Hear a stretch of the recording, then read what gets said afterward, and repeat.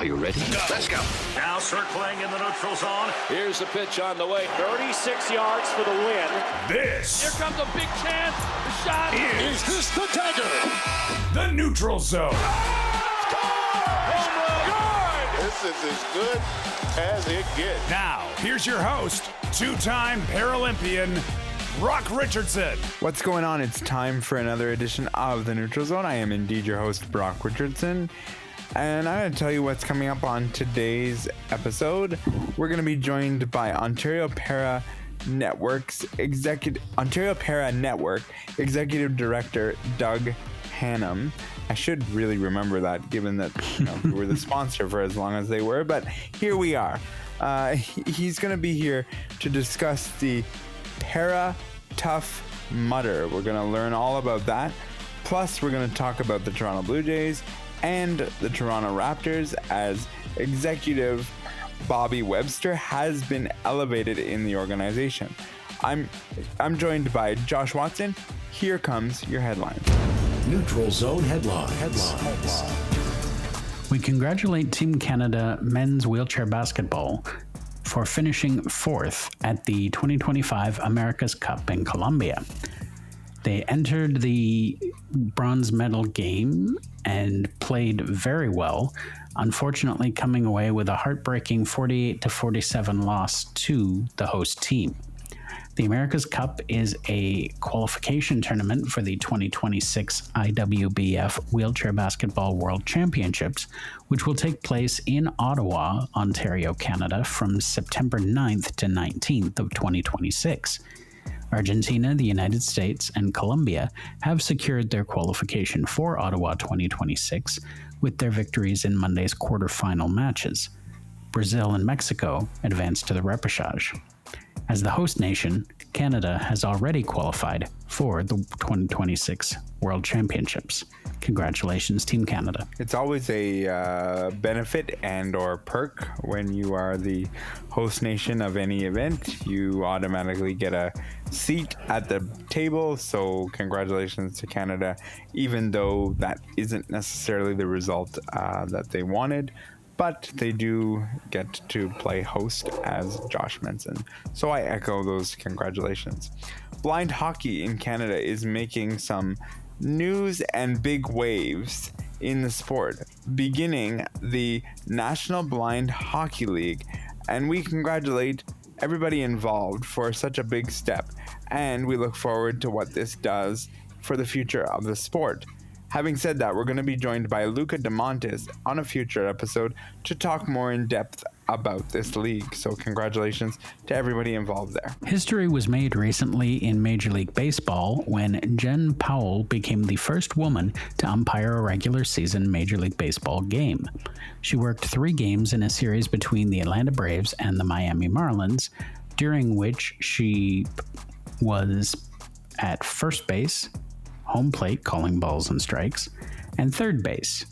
By all accounts, she did a great job. I actually saw some of her games in sort of a snippet, because of course it's history and they're going to show the snippet, and she made some really close calls, particularly at first base, where she actually got it right. Like there was a couple of times, and I don't mean like actually to be she actually got it right. That's not, it came out totally wrong, and I apologize to Jen, but she did call some bang plays at first base correctly, and she deserves some kudos for that, because I was reading as well that she had some nerves, of course, and so congratulations to her as well. Those are your headlines as I fumble over poor Jen's situation there. If you want to get a hold of us on social, here's how you can do that. And welcome back to the Neutral Zone broadcast booth. Play ball! We're set to get this bowl game underway. The first pitch is brought to you by Brock Richardson's X account at Neutral Zone BR. Strike! Pitch and a strike. Hey, gang, why not strike up a chat with Claire Buchanan from the Neutral Zone? Find her on X at Neutral Zone CB. There's a swing of the chopper out to second base, right at Claire as she picks up the ball, throws it over to the first base for a routine play. Out! And fans, there's nothing routine about connecting with Cam and Josh from the Neutral Zone at Neutral Zone Cam J and at J Watson 200. Now that's a winning combination. We are so pleased to be joined by the Executive Director of Ontario Para Network. And today we are going to be talking to Doug Hannum. And he's here today to tell us about the inaugural Para Tough Mudder. Doug, welcome back to the program. So nice to have you. Thanks for having me again, Brock. It's good to see you. Good to be chatting with you as always. You guys do a wonderful job. So anytime I get a chance to come on, it's a treat. Yes, we appreciate you as well. We'll get into that at the end of the interview. But let's start with this mudder that we're going to be talking about. First of all, can you tell us exactly what is a Para Tough Mudder? Sure. So obstacle racing, I don't know if you've heard of obstacle racing before. Obstacle racing has become a really big phenomenon across the world. I think what's happened now is people are looking for new ways to challenge themselves physically. So obstacle racing is one way that people can do that. This event is, this company runs two events, Spartan and Tough Mudder. And they're both obstacle events. And it all started, Brock, when 2 years ago, I was up at Blue Mountain just on a mini vacation in the fall. And I saw all these obstacles. And so I spoke to someone there and I said, what is this? And they explained and they said, look, it's an obstacle course. It's called Spartan. And I'm like, okay. And I kind of got the bug. And so the following year, I participated in my first Tough Mudder. And so Tough Mudder is it's a 5 kilometer race run, and there are 20 obstacles as part of the run. It's taking place outside of Woodstock on September 14th. And Tough Mudder is very much a team event. So they have obstacles like climbing over barriers. Believe it or not, there's one where you go in this ice cold water and you have to go through a trough filled with this ice cold water. So there's a variety of different obstacles like that. And the idea is that you help the members of your team through the obstacles. So 2 years ago when I did it, I was with a group of people from our gym. There was about 10 of us, and we did the 10K version. And we went through it as a team, and it was a whole bunch of fun. Then I did another Spartan race. I won't get into all the details, but obviously I've caught the bug. And when I finished, I thought to myself, well, first of all, I see no para competitors. So a reminder to your listening audience, I have CP. I have a mild form of CP, but consider myself a para athlete. And I thought to myself, why aren't there any para athletes doing this kind of thing? I think the first year I did Tough Mudder, I saw one person in a wheelchair. And Brock, this guy had just a regular, not a sport wheelchair, but just a regular day chair. And there were 3 people pushing him through the course. And so I reached out to the folks that run the organization, and I said, why don't you have a para event? Really want to get this going. So long story short, we decided that Tough Mudder this year, Tough Mudder would be a great way to run the first ever Para Tough Mudder event in Canada. And we've got the support of the organization, and it's going to happen on September 14th. So it's really cool. So long answer, I know. That's okay. It's just the two of us, so long answers are good. So what are we going to see as for accessibility, adaptability with this? Because obviously what is tagged in this is Para Tough Mudder, which means you could have various individuals taking part in this. How do you envision making this accessible for all to participate? Yeah, so this is the first, because it's the first one. Now, I will say internationally, they've done Para Spartan before. I'm not sure if they've done Para Tough Mudder, but they've adapted a bunch of the obstacles and changed the rules for para athletes. You know, there's just some obstacles, honestly, Brock, that para athletes, it would be a chore for anybody to do. It's a chore for me to do them, much less for that matter as well. So what we decided this year is we said, look, you know, there's 20 obstacles. Do as many as you can, you know. And the big thing is, Brock, is that if they can have a team of up to 3 volunteers to help them through the course. So if they're in a chair, much like that person I saw 2 years ago, their support team can help push them and get through the course and help them through the obstacles. So that's totally acceptable under any circumstances when it comes to this event. And then when it comes to the obstacles, it's purely going to be a matter of when we get to the obstacle, we'll have a look and we'll talk to everybody and we'll decide who's able to do it and who isn't. If they don't do it, it doesn't matter. When it's all said and done, we want everybody to have a fun experience and to complete the course and to go the 5K. So to that end, the group of athletes that will be participating will be Team On Para, and we will do it as a group. And having had the experience of done it before, I'll help lead the group, but we'll leave no one behind, and we will do this as a team. Yeah, so that's how we're going to do it. So there's no big criteria this year, nothing like that. It's just come out, have fun, get a little dirty, and do whatever obstacles you can. And what do you guys hope to gain at Ampera and accomplish by doing this event, supporting this event, putting your name behind this event? Like, what's the goal for you?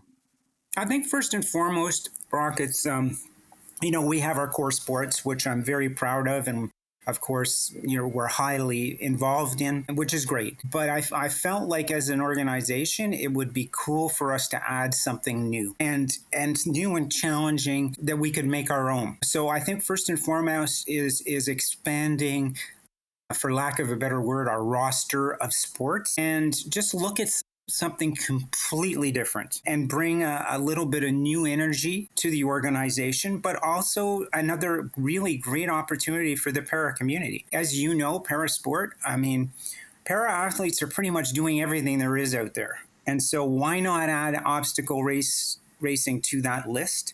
It's just another way that we can challenge ourselves and broaden our experiences. And so I feel like that's, as an organization, that's one of the things we espouse. And so that's the primary goal of this. The partnership with Spartan and Tough Mudder, I'm hoping will lead us to some financial help, whether it's sponsorship, whether it's helping us with our fundraising. Certainly, these days we just can't do everything for free. So I'm also hoping to leverage that relationship, potentially to get some new partners or to get some support for our fundraising activities. But first and foremost, it's about our athletes.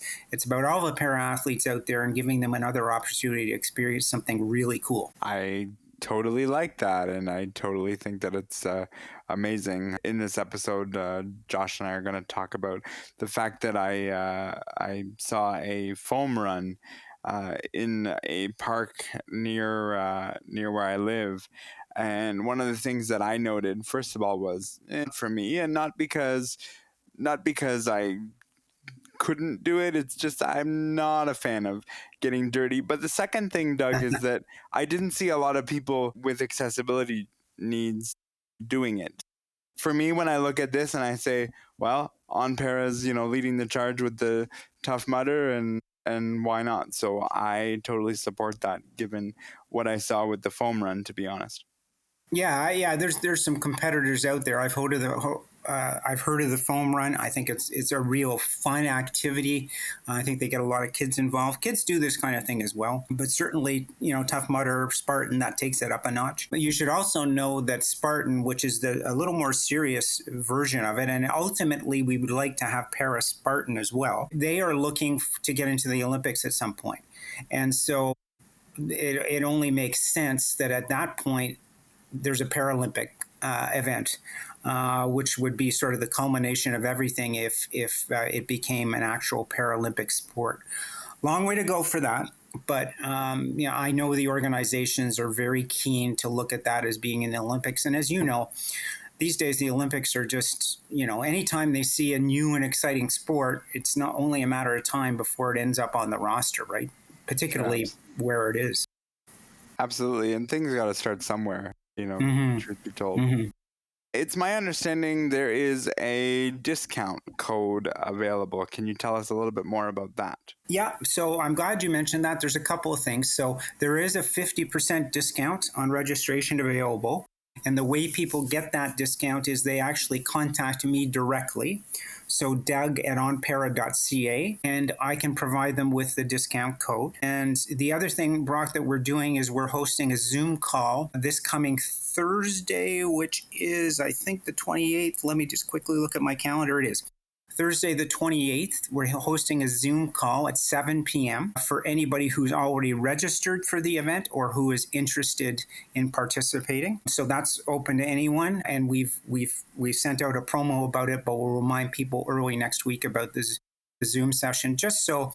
And anybody who's thinking, is this the kind of thing for me? How do I get involved? How do I participate? What do I have to do?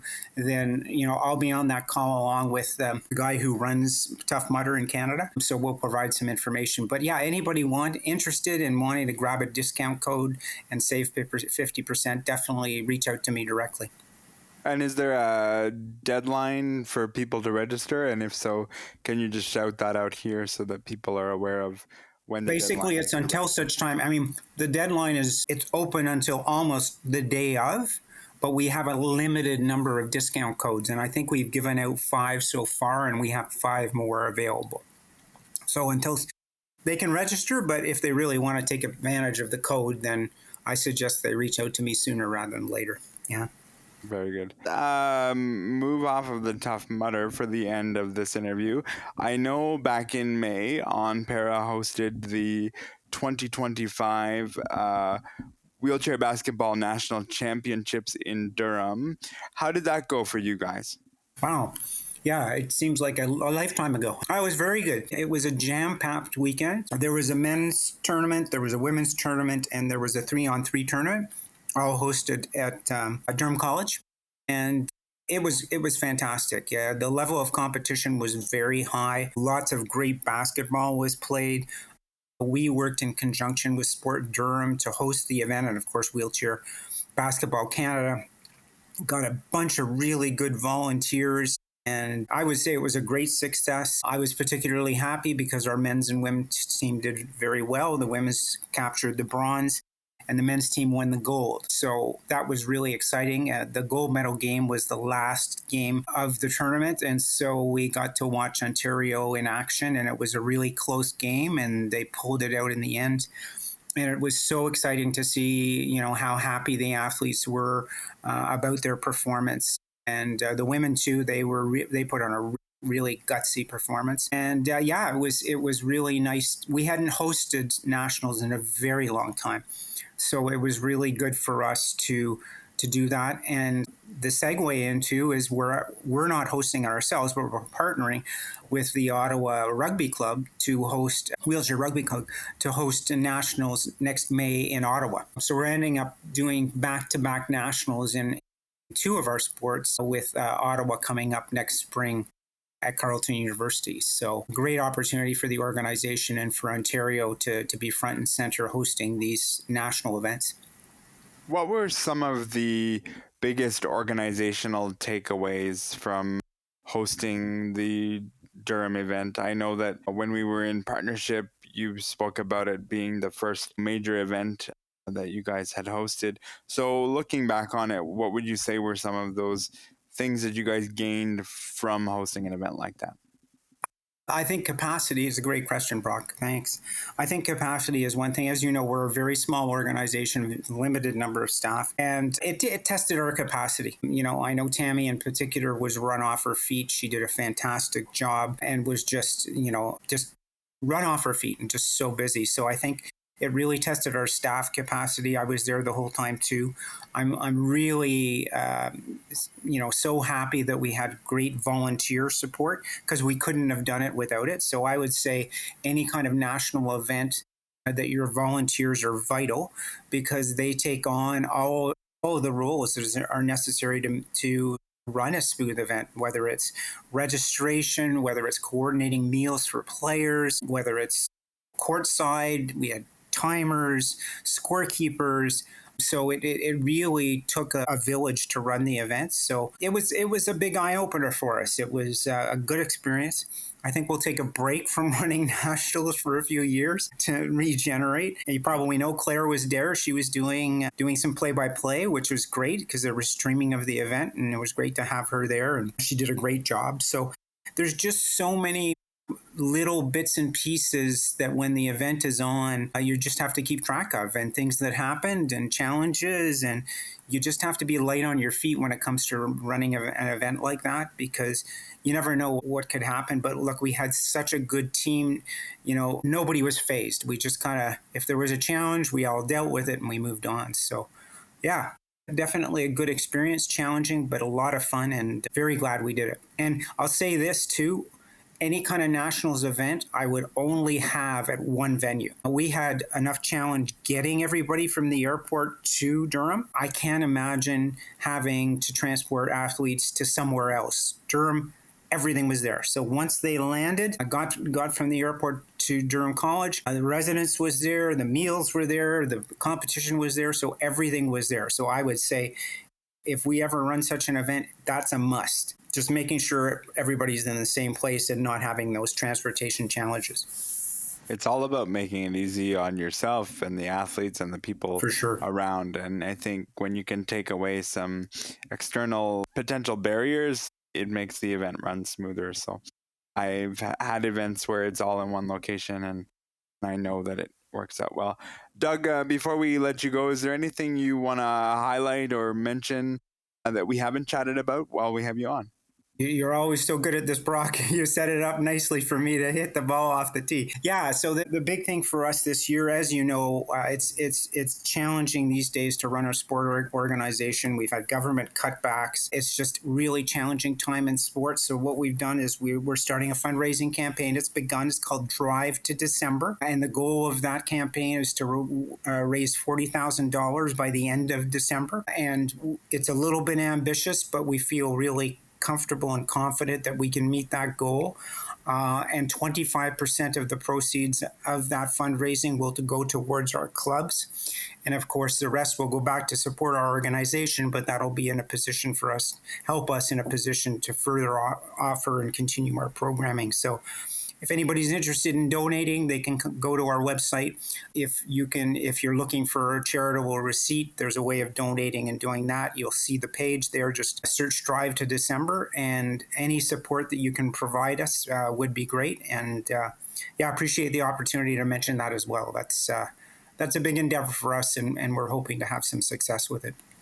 Yeah, and I think I will put a bow on this, and I'll say, from everybody at the Neutral Zone, we got the opportunity to work at arm's length with On Para, and you guys sponsored our podcast for about 1.5 years, roughly, and it was a great partnership. So anytime you guys want to come back on or have something to promote, the door is always open. But on behalf of everybody at the Neutral Zone, we appreciate the time you gave the Neutral Zone and the efforts. So happy to have you back on, and all the best with the future endeavors and the Drive to December. Pleasure. And listen, you guys do a fantastic job. Best podcast there is. Down the road, who knows what will happen, but never say never in terms of our continued support. Just love what you guys do. You're fantastic. And it's always such a great pleasure to be on. Thank you so very much. I appreciate the kind words, and you never know what might happen down the line. Exactly. That is Doug Hannum, who is the executive director of On Para, joining us to talk all things organizationally, but particularly the Para Tough Mudder. So, as you just heard, I got to sit down with executive director of On Para, Doug Hannum, and he promoted the event. And this event is something that's kind of cool. It's an event where it's going to be some agility. You're going to be climbing over things, climbing under, and it's also made to be accessible as well. So it sounds like a really, really cool event. And this event's been going on for quite some time, as Doug has mentioned, around the world. And now On Para is kind of getting to do this with the Para Tough Mudder, which is very, very cool.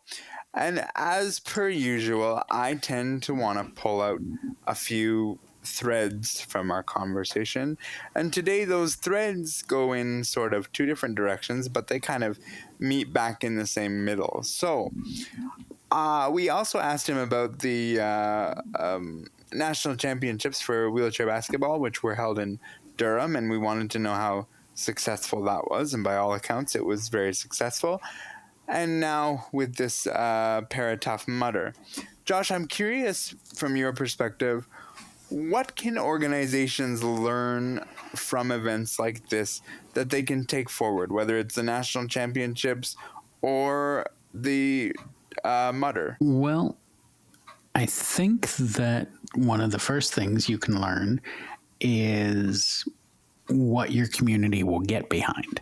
Because I'm sure we saw with the national championship that it was hopefully very easy for them to get volunteers and to be able to staff the event, and just to realize and have the confidence that they could put on such a large event, because that is no small feat. Now, with the Paratough Mudder, that I would think would require the same sort of thing. You have to see, okay, who's into this, who's willing to help out at it, who's helping set up the course, who's going to man each station. And I use man in the general sense, but really you essentially learn that, hey, we can put on world-class events. Because if you're a small group or a small organization, sometimes it can feel very daunting. But I'm quite sure, having seen some of the national championships, and I'm sure I'll look for the social media about the Tough Mudder as well. I think they will do a great job. Also, with the Tough Mudder, making it inclusive for people of all abilities, which I know On Para is going to do. They're a para sports organization, and thus, if you're going to put an event on like this, you are going to make it at least as accessible as you can. And that, to me, is the fascinating piece. Is when you talk about going over and going under and doing all these things, that requires a lot of forethought into how are we going to make this accessible. And that's going to take committees of its own, probably using your members of like, okay, we're planning on doing A, B, C. How do we do this? How do we accommodate as best we can all levels of disabilities? It would be a very, very very lengthy process as to figuring out what you want to do. This isn't just, we're going to put on a Mudder and here we go. This is we're putting on a Mudder and we're going to make it as accessible as we can at the same time. I do know from my social media contacts that there has been Tough Mudders in the past, particularly in the United States, that have been made accessible. So I'm sure there are other organizations that they can lean on for advice, and perhaps the organization that puts on or runs the Tough Mudder itself has those contacts. But absolutely, it's a big undertaking to say we're going to do this and we're going to make it accessible, because from what I've seen, some of those obstacles just weren't meant for you and I. No, and I mean, I've seen, in the park here in Kitchener, I've seen 10-kilometer foam runs here in Victoria Park in Kitchener, and I'm looking and I'm going, not for Brock Richardson, Nope. for more than just the reasons of accessibility. I don't know that I want to slide through all of the muddy water that people have been sliding through. And my wife and I were around the foam run that I'm referring to at the very beginning of the day, and the first thing she said to me was, oh, but the water's brown at the bottom. Like, no thanks. Like it's just, and people were having a great time. Don't get me wrong, but it's just Of like, course, it's not for me. And would be fascinated to see when this is later put on in September, this Mutter, how On Para does pull it off, because it isn't just going to be an easy process. So we thank Doug again for doing that, and I'm also glad to see that their Durham event was successful, because I've been around planning for national championships, and it's not easy to do those. It's not easy to find the volunteers.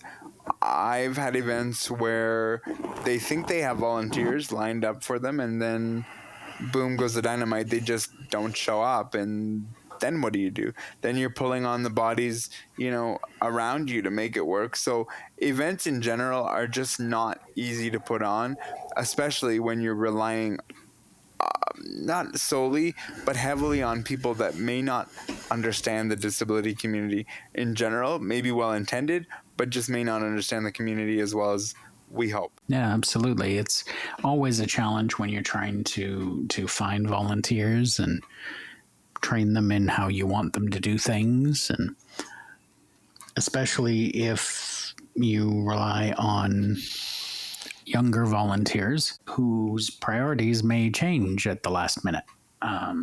It's very challenging. I know I've been part of Cruiser Sports for a number of years, and we've put on a successful para ice hockey tournament every year. But it's always interesting, challenging, a struggle, if you will, to find a bunch of people who can commit to a weekend. So it's always a challenge, and we'll just have to see what On Para can do. But I wish them all the best. I hope it is successful. I know someone through social media who has competed in another type of race like a Tough Mudder called Spartan Race, and it's very empowering from what I understand. So I hope it goes well, and I hope they get lots of entrants. Would you do that, like, in any part of your life now, before, in the future? Like, would you consider if somebody said, come and try this? Or is it like, I'm not that interested? You would have a better chance of getting me to do a triathlon than you would a para Tough Mudder or a Spartan race. It's not my thing. It's let's be honest, I don't like to get dirty. Yeah, and like I agree with you. I'm the biggest princess on the face of the earth, and like I don't like to get things on my fingers. I don't like that. I just like to be clean and do. But it is fun as a spectator, though, and I'm sure you would agree, Josh, to watch people like do these types of things. But that's where I shine. It's like, oh, I'll just watch these people get dirty, enjoy themselves. But I never sit there and say to myself, I feel like I'm missing out on something, because it's just not. It's not my thing. But I applaud, in this case, On Para for taking this on and saying, we're going to do this. Good for them. Yeah, absolutely. It's something that, hey, if you want to look like an idiot and cover yourself in mud, go for it. Not my thing. Again, we thank Doug for coming on and telling us about the para Tough Mudder. It was a fun conversation, and I certainly enjoyed having it with Doug and bringing him back on the program. Some other news took place recently, and this news is the Toronto Raptors have promoted Bobby Webster from general manager of the Toronto Raptors to president of basketball operations. Now, Masai Ujiri was the person who hired Bobby Webster, who was in this role before, and now we are moving with Bobby being in this role. Your thoughts, Josh, on this are what? I think it's an interesting move. I wonder why you had to make a big thing about doing an exhaustive search when you wind up with somebody who's in-house. That seems a little unnecessary to me. If you're going to choose the in-house candidate, why not just choose them from the beginning? I do think Bobby is very capable. He was there during the NBA championship run in 2019. So he, I believe, is certainly qualified to do this. I will be interested to see, because I didn't personally read whether or not he is going to retain the GM title or not. But it will be very interesting to see what happens, because he was there and he was involved in creating the 2019 team that won it all. But then he's also been the GM during this quote-unquote rebuilding phase, where, I'm sorry, at times this team has looked god-awful and unwatchable. And that's also on him. So you've got the reins now, Bobby. Let's see what you're going to do. Yeah, I agree. I struggle with this for a few reasons. But I struggle with this because it feels like we're just moving the deck chairs. Do I think Bobby Webster is capable? Sure.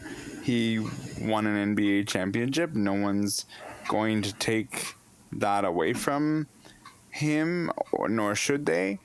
I also agree with Josh in the struggle is that you made this big to-do about doing this wide search and blah, and then we ended up with Bobby Webster. That's a little okay. I would have been satisfied if you'd said it from the beginning. And I guess, Josh, my other thing is when you look at internal like job postings, because I know in organizations if a job becomes available, and I'm not just talking sports organizations, I'm talking organizations in general. If a job comes available and they start with the first week being internal applicants, and then they go through the internal applicants and they say, I don't think anybody fits the criteria, and then they go outside. It's only then that the public knows about that internal hire. In this case, or external job posting. In this case, the public knew almost instantly from Keith Pelly that, they're doing this wide search and Bobby Webster is a candidate. And then we landed here anyway. So it feels to me like you spoke too soon, in the sense of like that you were going to do this wide search, but we ended up where we ended up. And I'm really puzzled by that. And like the nerd in me says, I want to know how many people you interviewed outside of the organization, because no one's talking about that. And I also second your thought of, I don't know whether Bobby Webster is going to retain the GM role. I haven't seen that anywhere, whether to the good or not towards that. It's been nowhere. So that will remain to be seen. And I don't want to watch god-awful Toronto Raptors for too much longer, because at the end of it, when you get to the promised land, Josh, as a fan base, you want to stay there. And we didn't stay there very long. We went the other direction very, very quickly. There was a very quick drop-off with this team. I think the issues are multiple here. I think, number one, the Raptors didn't want to go through another long, drawn-out negotiation with Masai Ujiri, and I think he just plain wanted too much money. I don't think Keith Pelly wanted to pay him what he's making now, let alone what he was going to ask for in a new contract. So I think that's the first thing. The second thing, I understand what you mean when you say, you don't find out about a job if you start internal. Every time I see this, and specifically in the sports world, I think that what we may see is that they put their feelers out and they said, who wants to come be the GM of the president of basketball operations in Toronto? And there were either crickets, or there were candidates who were interested, had meetings with Keith Pelly, and found that, no, this isn't going to be a good fit. And whether that's because Keith wants to be involved or whether that's because they just feel there's too much work here, I don't know. Maybe they feel like they don't want to have to come across the border. It could be any of those things. But I think you wind up with an internal candidate after an exhaustive, quote unquote, search because you couldn't get anyone better. Yeah. And I don't know how I feel about that. I never really thought about the piece of, Keith Pelly not wanting to pay Masai Ujiri what he would have invariably said, this is what I want, and that's where it ends. And that may not even be the case, but I just remember people saying when Masai's contract was up the last time that basically he was handed a blank check and said, put down an amount. And I just don't know that Keith Pelly wanted to do that this time. I think he is looking at it as more of a business and said, I'll give you between this and this. And Masai said, no thanks. And so they said, okay, well, that's that. Have a good day. And the minute you start running a team like a business, I get it, but it's not going to be much fun for fans. I can tell you that. I've lived through the years from 1993 until 2015 with the Blue Jays. And I can tell you there were some absolutely horrendous years when Interbrew and some of these other companies or groups owned the Toronto Blue Jays, because it was, here is your pool of money, here is your spreadsheet, and you are a business under this business, and you a division, and you will hit these milestones. And it became a business and not a team. I do feel like, at least with Keith Pelly, it will still be a team, but I am concerned that the days of trading for Kawhi Leonard are over, if you know what I mean. Yep, I hear you. I'm gonna put you on the spot with this question, and don't worry, I'm gonna answer it myself. Given all that you said, let's say that you're correct in that the conversation between Masai and Keith Pelly was, I'm gonna pay you between this and that, and Masai said, nope, we're moving on. Are the Toronto Raptors ready as an organization to move on from Masai and carry forward with Bobby Webster? Why or why not? I think they are. I think the impression I've gotten from Masai over the years is that he was very open about how he did things. And so if Bobby was paying any attention, he should know how to do the job. And I mean, he might be very capable. Who knows? I didn't know anything about Bobby before he became GM of the Raptors. He seems to have done a good job, but there's always a piece of me that wonders, did he do a lot of that, or did Masai do a lot of that? It's kind of like the Mark Shapiro and Ross Atkins thing. Did Ross Atkins build the Blue Jays, or did Mark Shapiro?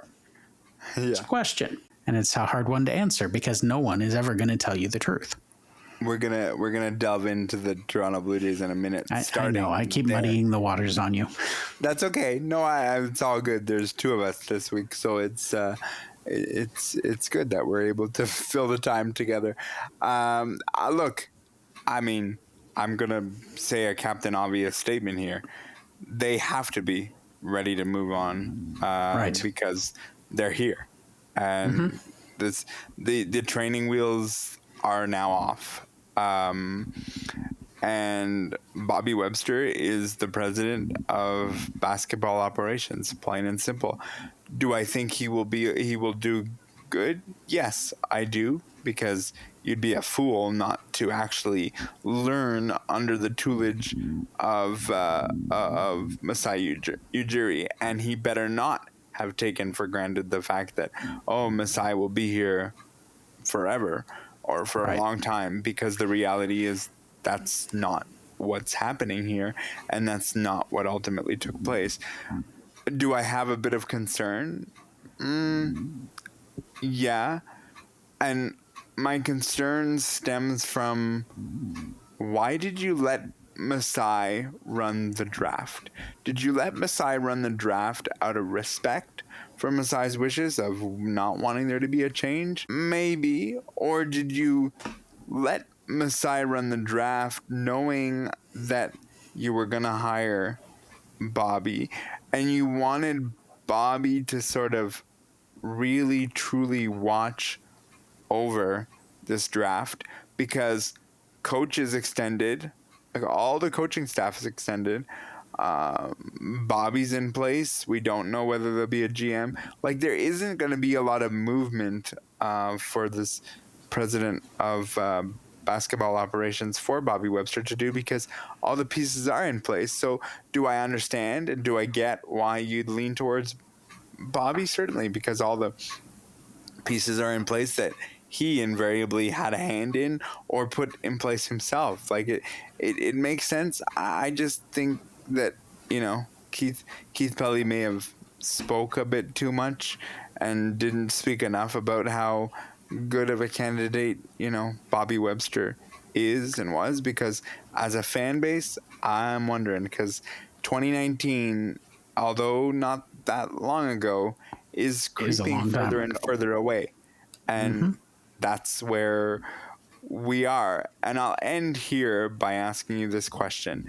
Sure. Does Bobby have a shorter leash in this role because he's been in the organization, versus if you hired somebody outside who you'd say, okay, well, got to give them 10 years like we did Brendan Shanahan, because we got to implement the Shanna plan. But do you give Bobby a shorter leash because he's been involved in the organization? Oh, the Shanna plan. Let's never speak of the Shanna plan again. It was fun while it lasted.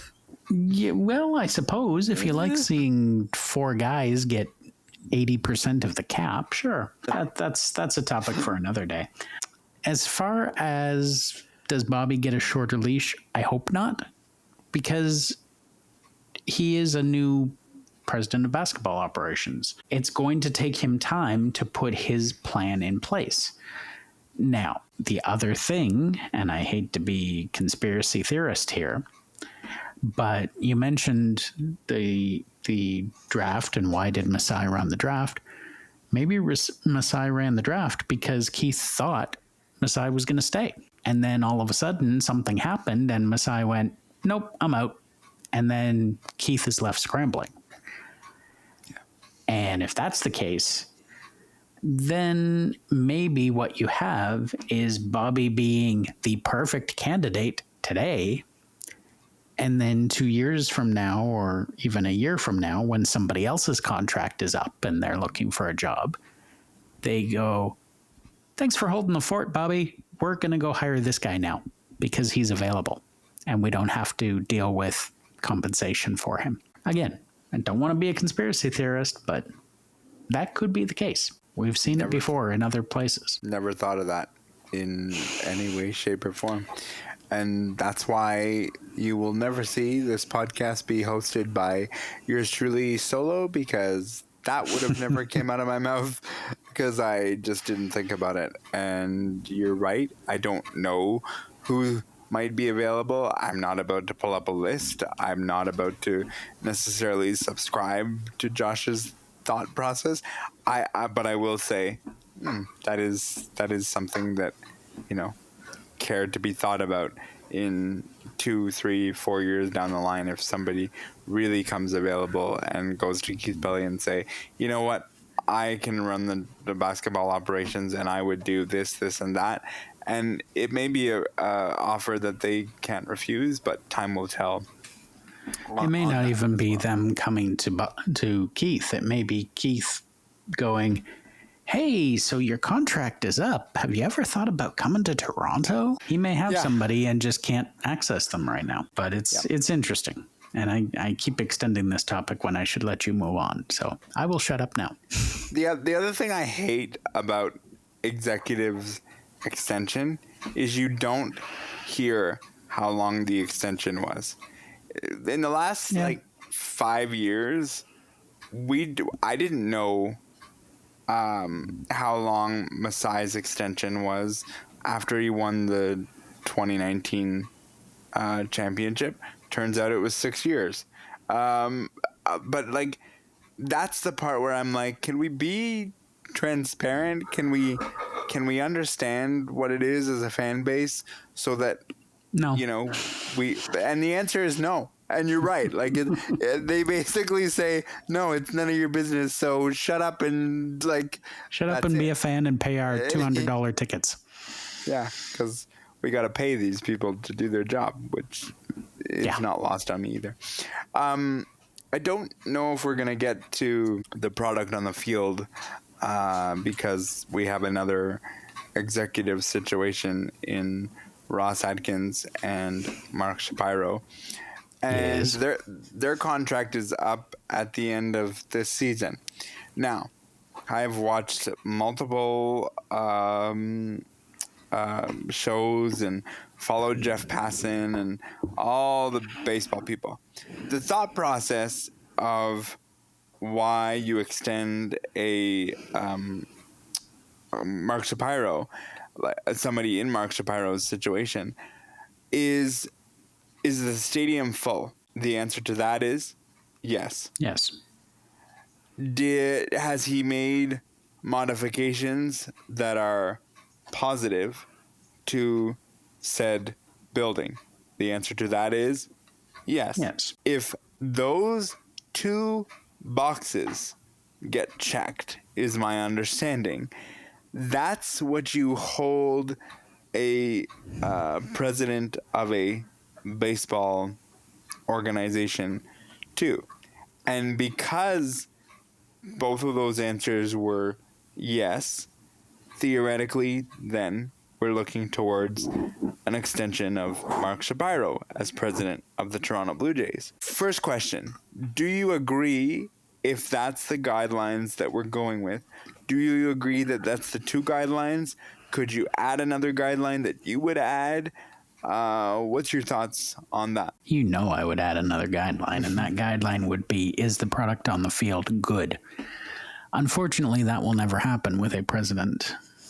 So, from the goalposts that we have given him, yes, he does deserve a chance to stay. Having said that, how many times do we see a president of a baseball team be told, or even a general manager for that matter, we're 100% behind this person, and then the team gets off to an 0-20 start the next year, and oh gee, they're not the person anymore. So my personal feeling is that you should look at their entire track record and not just recent, particularly in the case of Mr. Atkins, but that will also not likely happen. So I do predict that both of these gentlemen will be back. Will we all be happy about that? Probably not. But will I be surprised? No. I also, and I'm not sure how you measure this, but I also would look at those two goalposts, which I outlined, and I would also add is this product sustainable? Both in the building and what we currently sit at. I don't know how you measure that, but that is one that I would say, as an organization, like as Rogers, do you see this as a sustainable, situation? Yep. And I'm not convinced, because I'm a scared Toronto fan. I just don't know if I could check that box, and I would put that box in both the president and CEO and general manager. Now, one's going to hire the other, and that's how that's going to go. But I don't know if we're taking is this sustainable? I don't know if I could genuinely say, yeah, what we have going on right now is sustainable. What do you think? I don't know that it's sustainable, because if a fan base is a true fan base and they want to see a winning team and they want to win World Series, then I don't necessarily believe that that's going to be sustainable here. But having said that, we've also seen, again, using another sport, we've seen Toronto Maple Leaf teams that are not very good sell out the building. And so you don't see a reason to change management until it basically slaps you in the face that you have to make a change. So in this case, I would have different goalposts for Mark Shapiro than I would for Ross Atkins. For me, Ross Atkins is all about, is the team within its payroll? Are there injuries that could have been prevented based on things that we're doing? Is the team on the field good? And is the farm system stocked? So I find Ross Atkins much easier to actually quantify than I do Mark Shapiro, because I don't really know what Mark's responsibility is. If I had my way, I think you bring Shapiro back, but I don't think you bring Atkins back necessarily. And to your point about one's going to hire the other, that's true, but one is also going to fire the other if his job is at jeopardy. Yeah. I'll be honest, because I have heard in multiple ways that the extension is imminent, and I cringe when I hear that, because for me, the goalpost for both of them is what happens in the playoffs. If you get the top 2 seeds in the American League, you skip over that first round entirely, and you're jumping. You don't have to do the wild card. You don't have to do the you don't have to do that. Right. So there's that. But if they lose in whatever their first round is, that's not good enough for me. And I know I've heard Jamie Campbell, who does Blue Jays Central for Sportsnet, I've heard Joe Siddle say enjoy the ride, and I am enjoying the ride. Okay? Absolutely. But if they go out in whatever their first round is, after either winning the American League East or being atop the wild card, that's not good enough for me. So I do not want to see an extension given to either of them until I see what happened to the product that they built together in the playoffs. It's all well and good that we're surpassed our win total from last year, which was like 73 wins. We've surpassed it in late August. But it doesn't mean anything to me if they get knocked out in their first round of the playoffs. It doesn't. I don't even want to hear, oh, well, they won the American League East if that happens. So I just don't want to hear it. I need to see what happens in the playoffs. And I'm not sitting here, Josh, and saying to you, oh, it's a World Series or it's a bust. That's not where I'm at. Because if you gave me truth serum and said, do you really think this team would be where they are right now? If I said anything but no, then I'd be lying to you. So the goalpost for me for success is not World Series or bust, but it certainly is past the first round, especially if they win the American League East. Well, and what I'll just add quickly is, for me, the goalpost is postseason, and it's ALCS or bust. You should be contending for a World Series with this team, the way it's constructed and the way it's played all year, because you've got so many role players who have found a role and have done it perfectly. So there's no reason not to be successful. But we all know the big bats in this lineup, particularly Guerrero and Bichette, have done in the playoffs. And so you have to find a way to get them over the hump and get them producing.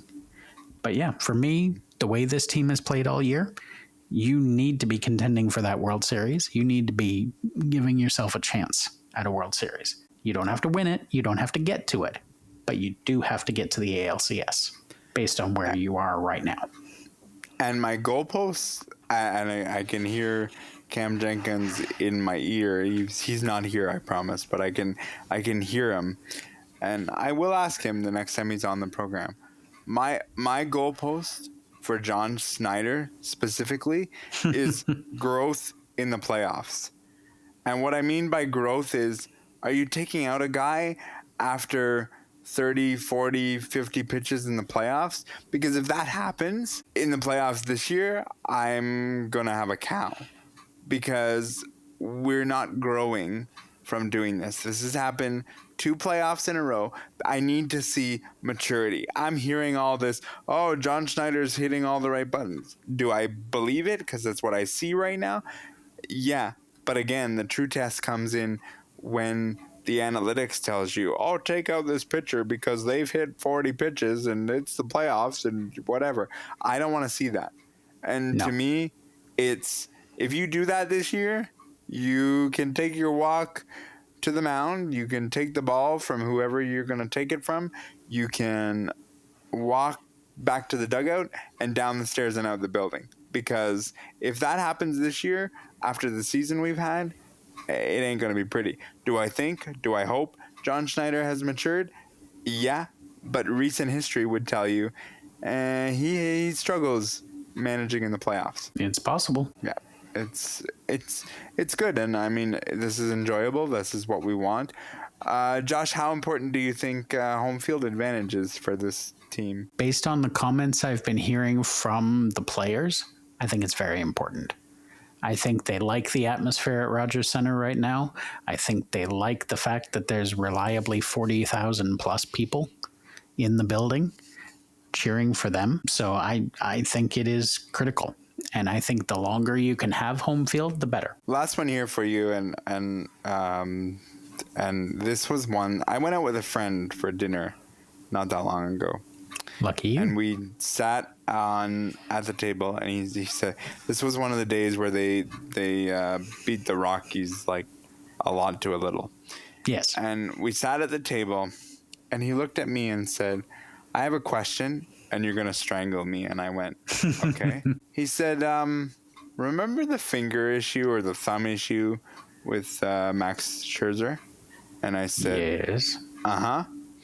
And he said, do you have a little bit of doubt that the issue was compounded because when the season started, it was god awful and the Blue Jays weren't playing? Because miraculously, all of a sudden, the finger has become a non-issue.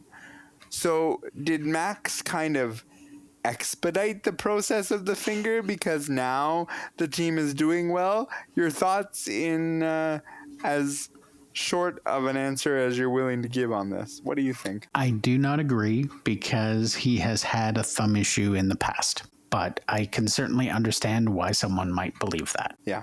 I told the person that they're crazy and this is a Hall of Famer and I don't know why you would come to an organization and he's also a guy with a fire in his belly. Yeah, I mean, he looks, knock on wood, he looks 30 right now. Like, that's what we're looking at with Max. Take that from as a guy who hasn't seen 30 in 17 years. Yeah, and he hasn't seen 30 in a decade. And I'm sure a decade as a pitcher in baseball feels a lot longer than 10 years. Oh, I think so. I said it when he came back. I will take anything from Max Scherzer when he comes back healthy. I stand by that, and I will take anything from Shane Bieber, who we haven't seen pitch yet, but he's coming. This weekend. Short order. We're recording the podcast a bit earlier this week, so we have not seen it. But by the time you're listening to it, you will know exactly what happened. But we'll talk about it another week for sure.